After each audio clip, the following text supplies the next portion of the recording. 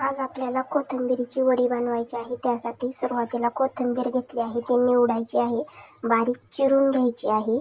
चिरल्यानंतर ती एका ताटात काढून घ्यायची आहे. त्यामध्ये आपल्याला जिरे आणि लसूण घ्यायचा आहे, तो ओबडधोबड कुटायचा आहे.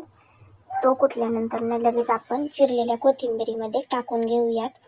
त्यामध्ये थोडासा ओवा पण टाकायचा आहे, ओव्याने छान टेक्स्चर येतात. ओवा टाकल्यानंतर त्यामध्ये थोडीशी हळद मीठ पण टाकून घ्यायची आहे. हळदीने छान कलर येतो, त्यासाठी हळद थोडीशी टाकायची आहे. मीठ हळद टाकून झालेलं आहे.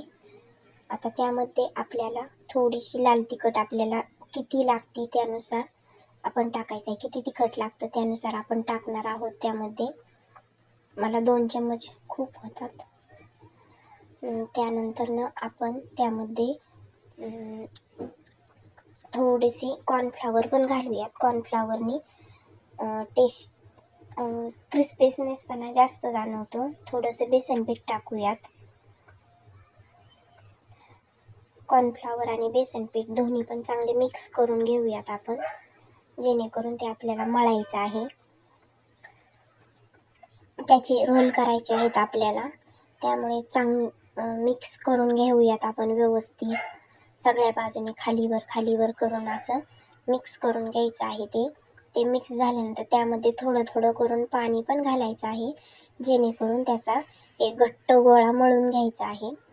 थोडंसंच लाईटली पाणी टाकायचं आहे, खूप पाणी नाही टाकायचं त्यामध्ये. मी थोडं करून 2 वेळेस पाणी टाकलेलं आहे. काय अशा पद्धतीने याचा गोळा तयार झाला आहे. आता आपण चाळणीला सुरुवातीला तेल लावून घेऊन म्हणजे आपले जे काही रोल आहे ते खाली चिकटणार नाही, यासाठी. रोल झाले आपले तयार. त्यामध्ये आपण चाळणी व्यवस्थित एका शेजारी एक मांडून घेऊयात. त्यानंतर आपल्याला ते पाणी उकळायला ठेवायचं आहे. उकळल्यानंतर त्यावरती चाळण मांडायची आहे. आपल्या पाण्याला छान पद्धतीने उकळी आली आहे. आता आपण त्यावरती मांडूयात. झाकण पण ठेवायचं आहे. 15 ते 20 मिनिट चांगल्या पद्धतीने उकळून घ्यायचे आहेत. त्या थंड होऊन द्यायचे आहेत. थंड झाल्यानंतर आपल्याला त्याचे छोटे काप करायचे आहेत, जेणेकरून ते आपल्याला तळताना व्यवस्थित तळले जावेत दोन्ही पण बाजूने. त्यासाठी थोडे करून 2 वेळेस तळून घ्यायचे आहेत. तव्यामध्ये तळायचे, जेणेकरून आपल्याला ते व्यवस्थित तळले जातात. त्यासाठी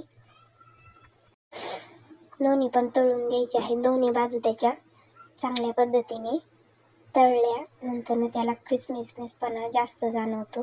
त्यासाठी आपल्याला दोन्ही बाजू चांगल्या पद्धतीने तळून घ्यायचे आहेत. अशा पद्धतीने करून पहा एकदा. कोथिंबीरीची वडी खूप छान होते. थँक्यू.